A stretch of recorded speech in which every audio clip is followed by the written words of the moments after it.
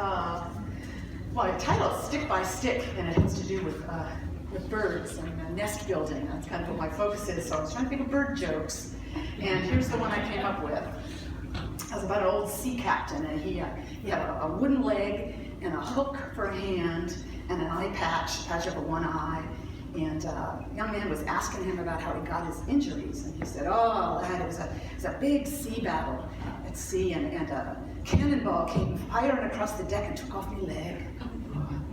The doctor fixed me up with this wooden one."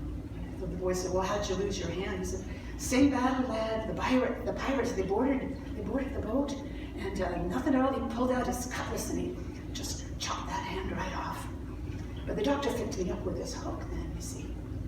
So the young man said, "Well, did you lose your eye then in the same battle?" He said, "Oh, no, lad. I was on the boat of the ship and I was looking up at this beautiful seagull, and it just defecated right in my eye." And the bad boy said, "Well, but you can't go blind from bird excrement. I've never heard that." He said, "No, but it was my first day with the hook."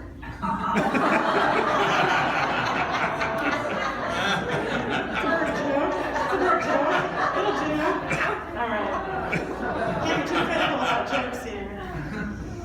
Well, thinking about birds and nesting, and we put up bird houses on the house, try to make them safe locations, and they're usually claimed by wrens, and we're on our third wren family, nesting family this year. It's going on all around us. It's nesting time, it's growing time. And they're fledging also, and after a couple of, with the wrens, it's like a couple of weeks on the eggs, incubating, and then a couple of weeks of the fledglings in there before they are able to leave the nest and start building their independence.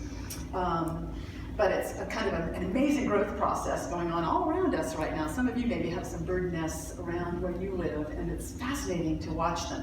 All kinds of nests, the hummingbird's little hanging pockets in trees, and way up the hawks, like 2-foot wide stick nests, and then the little cavity nesters, which is what the wrens are, and the chickadees that'll use little houses or cavities in trees or wherever they can find them. I love hearing the wrens. They're very vocal as they build their nests and come in and out to feed their young and so on. But I began to reflect on it in a way that's the rhythm of life for us as well. Is we're always growing. It never stops, does it? We're always growing in some way. And it's kind of an ongoing process of nesting and fledging, nesting and fledging, nesting and fledging.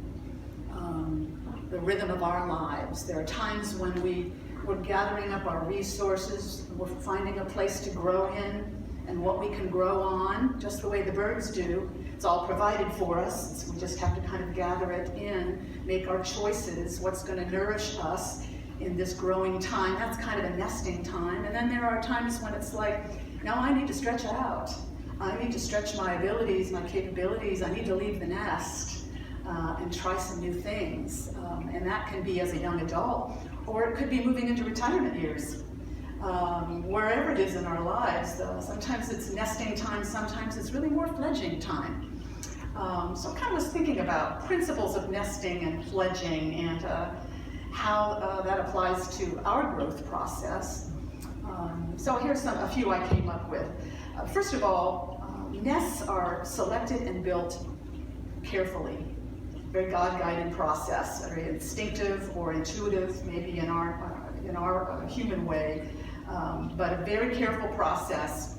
The little wrens do it stick by stick. It's my title, stick by stick.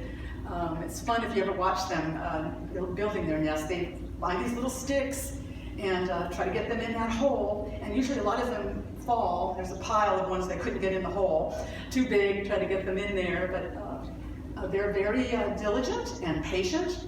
It's an unhurried process. It takes as long as it takes to build that nest, and it's a very intuitive process on what kind of materials will work, what will be most nourishing and best to support the growth of the new little birds to come. The wrens, it's mostly little sticks, and the male builds them. In fact, he does this really interesting thing called dual nest inspection. If you ever heard about it, there's a couple of other birds who do it as well. The male will create a couple of nests and entice the female to choose. Kind of dummy nests. They'll do 2 or 3, start filling them with sticks, and the female bird will watch and see which one is to her liking. Or probably weighing considerations like how safe it is. Is it safe from predators? Is it sheltered from weather? Is there nourishment nearby? Is there water nearby? A lot of considerations to take into account. And so the male wren builds the nest mostly out of the sticks, and then the female wren finishes it off with a softer lining of feathers or mossy materials, or even dog fur. Some of our golden retrievers' fur has wound up in our nests, which we like. We put it out there. You know, they have a lot of fur. It makes a good nest liner. So it's kind of a very intuitive process, being guided to the right materials to build your nest in that important time of supporting new growth, new life. I think it's the same thing for us in a way in our nesting times. There are times in our lives where we realize we've got some growing work to do, and we're gathering in our resources, kind of stick by stick. It kind of comes together, and it's amazing the process sometimes as we look back on it.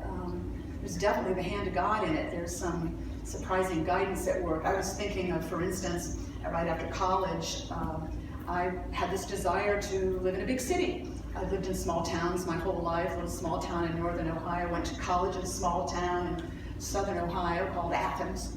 I had a couple of friends living in Manhattan, and I wanted to live in a big city for a while. Had been very sheltered, and I was very ill prepared for it, and just got lost all the time. I just really didn't. I was in over my head a lot, and yet I found my way, and I wanted to stretch myself. The desire was there, even though it was uncomfortable and scary. It was something I wanted to do. That's kind of fledgling in a way. But then I started building my nest there so I can grow there. I thought often in that time, and I put out some copies of this poem on the back table. I had loved Hermann Hesse when I was a high school student, read everything Hesse wrote. Maybe some of you did, Siddhartha, and what were some of the other ones? I can't remember the titles now, but this was a bit of a poem from a book called The Glass Bead Game by Hesse. And I remember these 2 lines when I was wandering around New York. In all beginnings dwells a magic force for guarding us and helping us to live. In all beginnings dwells a magic force. I think it's true. And I certainly felt that when I was wandering around New York City, getting lost on subway stations or in strange parts of town that I didn't know where I was. But stick by stick, the guidance I needed came to me, opportunities, resources needed for my nest. I stumbled on a copy of Lessons in Truth at a sidewalk stall, which is one of those Unity classics my mother had in her library that I grew up on. Learned there was a Unity church that met at Lincoln Center on Sunday mornings with no less than Eric Butterworth at the pulpit, quite a distinguished Unity writer and minister. Found out there was a meditation center in Midtown where they did a noon-hour meditation. It was a block or 2 from my office where I got a job at an ad agency. Also found there was a nice place to take a break in the middle of the day at St. Patrick's Cathedral right around the corner and just sink into those gorgeous blue stained glass windows. Resources were finding me just little by little to make it a comfortable place for me to grow and to be empowered, to be strengthened, and to help me move into more mature adulthood. I think there's a lot of that kind of goes on in early adulthood, isn't there? When you look back, you stretched out in some ways, and then you settled somewhere. Could have been in college, or it could have been after college, to kind of gather some resources together. What do you need to grow on? And we make those choices. Our job is really not to create everything. The creator, they're all provided. All those little sticks the wren gathers, and it's just as true for us. Resources seem to find their way to us. Our role is to say yes or no. There's this wonderful, mysterious little scripture from Matthew 5:37. Let your communication be yes, yes, or no, no. Anything more than this comes of evil. What was he talking about? I think he was, the whole scripture is about, they were asking him what kind of vows one should make and so on, what kind of judgments or vows you should make. And he said, don't worry about that. Just use your yes-no power. Say yes to what is godly and what nourishes you. Say no to what doesn't. Use your power to choose, I think, is what that's about. And that process, it's going on in our lives all the time. So we select our nests very carefully, kind of stick by stick, using our power to say yes or no. God will provide the opportunities. The resources are all provided just as they are for the birds of the air. Second thing about nests that's important to remember is that all nests are temporary. All nests are temporary. They're not meant for the long haul. They're not meant forever. They're meant for growing young things. And when the time is right, they're left behind. They're dispensed with. When I was a kid, I always loved the birds, I think, but when I was a child, I thought birds lived in their nests the way we do in houses. Did any of you think that? I remember thinking that as a kid. That's their little houses, their nests, and then was surprised to learn, oh, they don't live in them year-round the way we do. It's a very temporary thing, nesting, for a very specific purpose, growing young things, growing new things. So we have to kind of remember that. We have a tendency to want to stay put sometimes in life. There's something in us that loves a rut. Do you know what I'm talking about? There is something within us that loves a rut, and we contend with that. Because there's also something in us that wants to grow. And I think that's stronger, don't you? This impulse in us to realize more of our potential, to be who we are in greater fullness, to use our gifts for ourselves, for others in the world. So we have to kind of work against that tendency to kind of want to stay in our nest. No, we're meant to grow, and nests are for a growing purpose. And God guides us in that process. You know, when it's time to leave a nest, when it's time to fledge. And we know we leave nests, just as the baby birds do, with new capabilities. That's what it's all about. The birds leave the nest not even knowing if they can fly. I think it's quite a daring thing. They step out of those nests and kind of flutter down, and it's a risky process. But it's amazing the help that's available to all living things as they come out and start stretching themselves. We had a little adventure with a couple of baby wrens just a few weeks ago. I've been in northern Ohio for the day and we were gone a number of hours, but right after we got back, I noticed the wrens acting strangely around the house that they had been occupying and darting around, the adult wrens. I felt like they were distressed. I didn't know what it was, but I felt some kind of strange energy among them.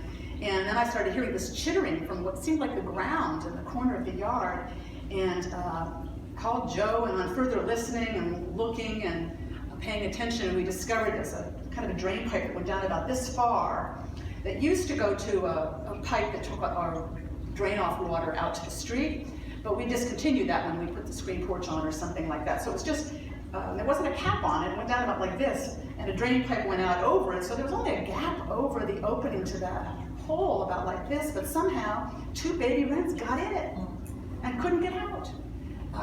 So Joe had to wrestle off that drain pipe that was in the way so that I could get my arm in, because the smaller of the 2 arms was mine, and just scooped them up, and out they came and off they ran, and the birds were going to tend to them from there.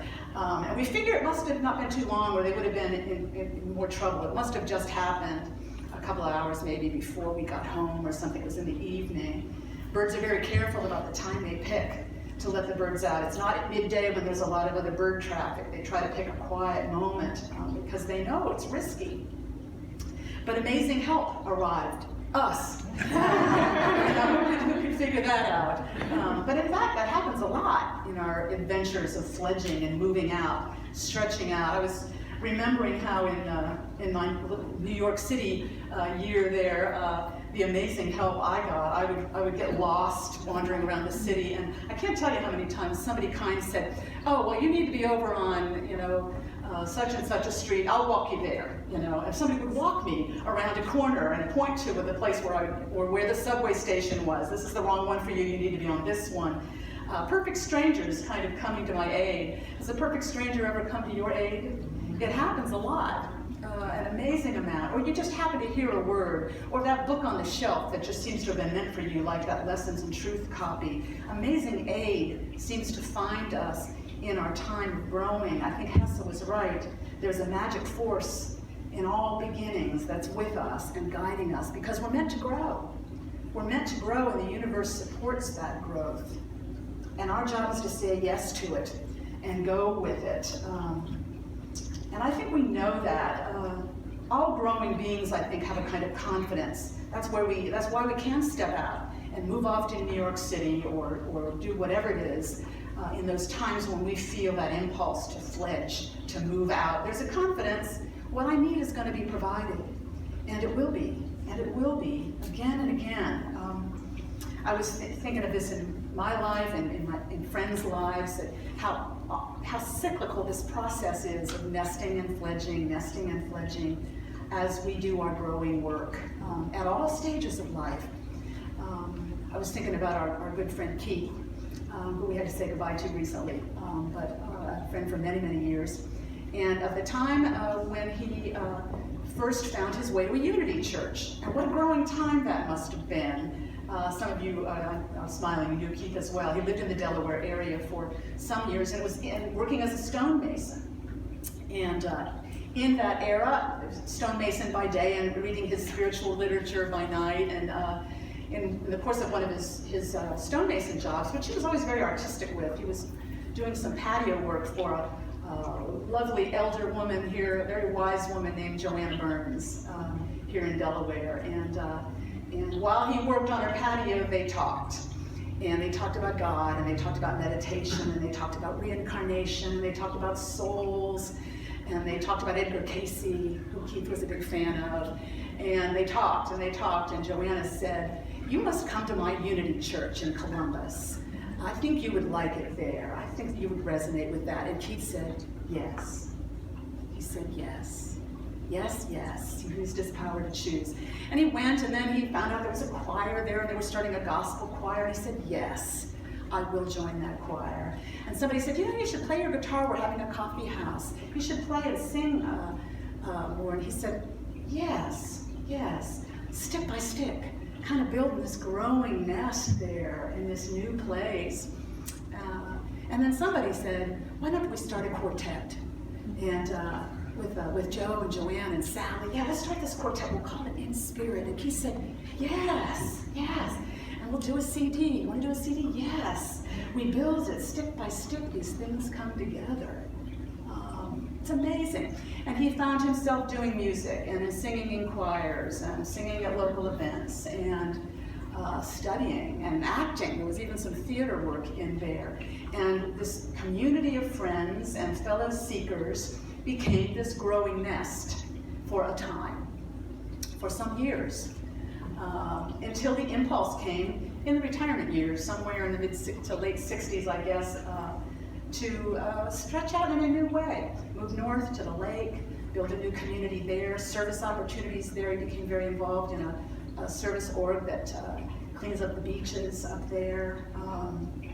He did some music in retirement centers, assisted living centers. He kept stretching. He built a new nest up there.